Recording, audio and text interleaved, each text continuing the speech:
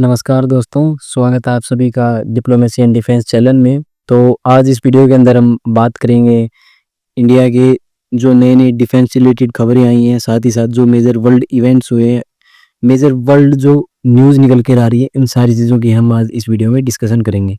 तो सबसे पहले मैं आपको इस वीडियो में शुरुआत करना चाहूँगा अपने भारत के डिफेंस से रिलेटेड खबरों में। तो सबसे पहली जो खबर है वो है हमारे स्मार्ट देसी बम से रिलेटेड। तो हमारे उस स्मार्ट देसी बम का नाम है SAAW। तो अगर आप लोगों को नहीं पता ये SAAW क्या है, तो मैं बता देता हूँ कि ये SAAW एक ग्लाइडर बम है, जिसको हमारी खुद की स्वदेशी DRDO ने, एक सरकारी कंपनी ने बना लिया है। तो ये SAAW क्या है, ये SAAW एक ग्लाइडर बम है। तो अगर आप लोगों को नहीं पता कि ग्लाइडर बम क्या होता है, तो मैं आपको बता देता हूँ। जैसे कि मिसाइलें होती हैं, उसी तरह से ये बम है, दोनों का काम सेम ही है, जाके डिस्ट्रक्शन करना। लेकिन ये जो ग्लाइडर बम है SAAW जो है, ये मिसाइलों से कैसे अलग है, मैं आपको ये भी बता देता हूँ। जो मिसाइलें होती हैं वो चलती हैं इंजन से। मिसाइलों में इंजन होता है और फ्यूल होता है, साथ में बारूद भरा होता है। तो फ्यूल बर्न होता है, उसके बाद इंजन को पावर देता है और वो अपनी लोकेशन पे जाके हिट करता है और वो बारूद फट जाता है।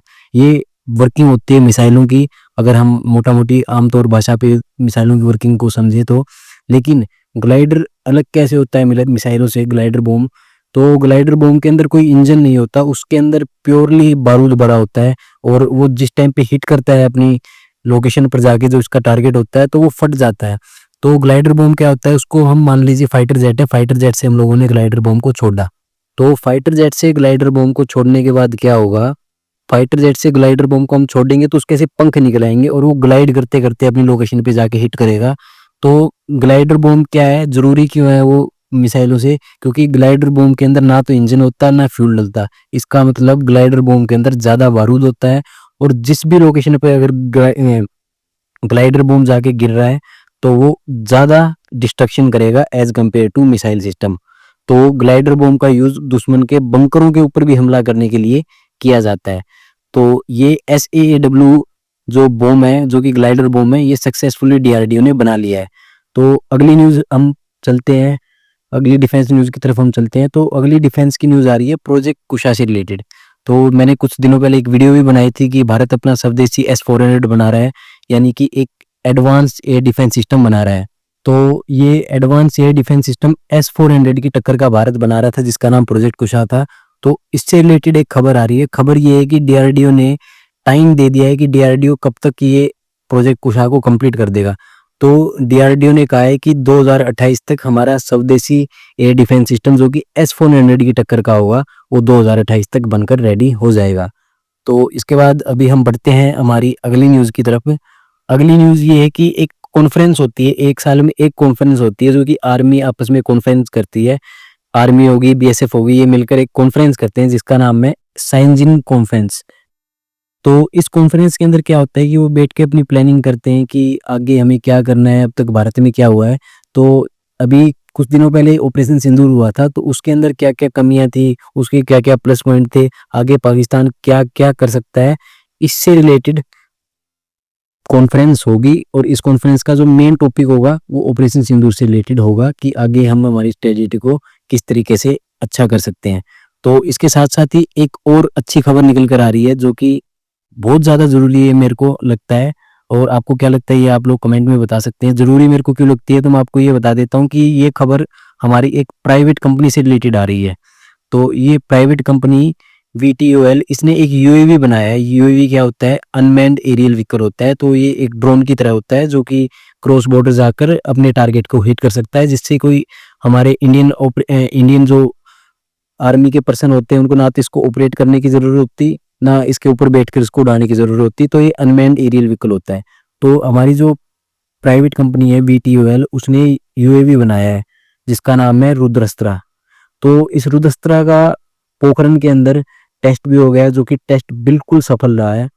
तो ये जो UAV है वो इंडियन आर्मी को देने के लिए बिल्कुल तैयार है इस कंपनी के द्वारा। तो इस जैसी कंपनियां होगी, VTOL होगी, इस जैसी कंपनियां अगर बनाएंगी इस टाइप के वेपन्स, तो ये और भी अदर कंपनीज को एनकरेज करेगा कि वो एक Indian defence weapon manufacturing start करें। तो ये हमारी प्राइवेट सेक्टर को बढ़ावा देने के लिए काफ़ी ज़्यादा ज़रूरी है। तो एक सक्सेसफुल इन्होंने टेस्ट कर लिया है यूएवी का। तो ये थी कुछ मेजर अपडेट्स जो आज डिफेंस से रिलेटेड आई हैं 20 जून को। तो अभी हम बढ़ते हैं मेजर ग्लोबल इवेंट्स की तरफ।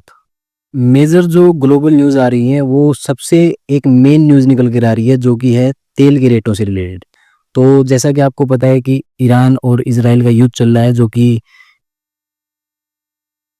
ऑयल प्रोड्यूसिंग कंट्री है ईरान, साथ ही साथ उसके जो नेबर्स हो गए वो भी ऑयल प्रोड्यूसिंग कंट्री हैं।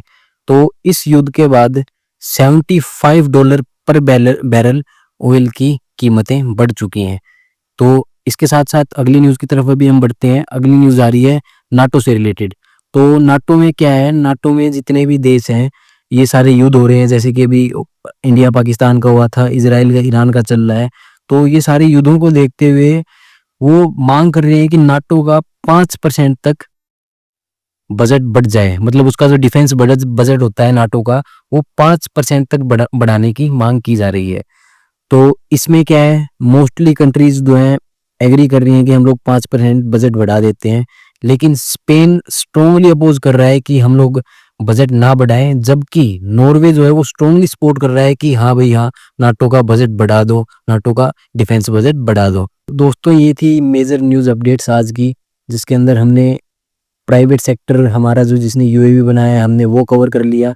तो आप अपनी राय कमेंट में ज़रूर बताना कि आपको क्या लगता है कि हमारे प्राइवेट सेक्टर्स जो ये इंडियन डिफेंस में योगदान दे रहे हैं ये अच्छा है या नहीं है, कि सिर्फ सरकारी कंपनियों को योगदान देना चाहिए। साथ ही आप लोग बताइए कि कमेंट के अंदर अपना राय बताइए कि $75 अब तक पर बैरल इंक्रीज हो चुका है क्रूड ऑयल का प्राइस। तो आपको क्या लगता है कि ये प्राइस आगे भी बढ़ता रहेगा या अब इसमें ड्रॉप देखने को मिलेगा? साथ ही साथ आप लोग ये ज़रूर बताइएगा कमेंट में आपका ओपिनियन कि आपको क्या लगता है कि यूएसए का क्या स्टैंड रहेगा इस वॉर के अंदर, मतलब ईरान और इजराइल की जो युद्ध चल रहा है इसके अंदर। अब तक तो देखो अमेरिकन आर्मी कोई पार्टिसिपेशन करी नहीं है, ना तो उसने कोई बॉम्बिंग करी है ईरान के ऊपर, ना उसने कुछ और किया है। तो आप लोग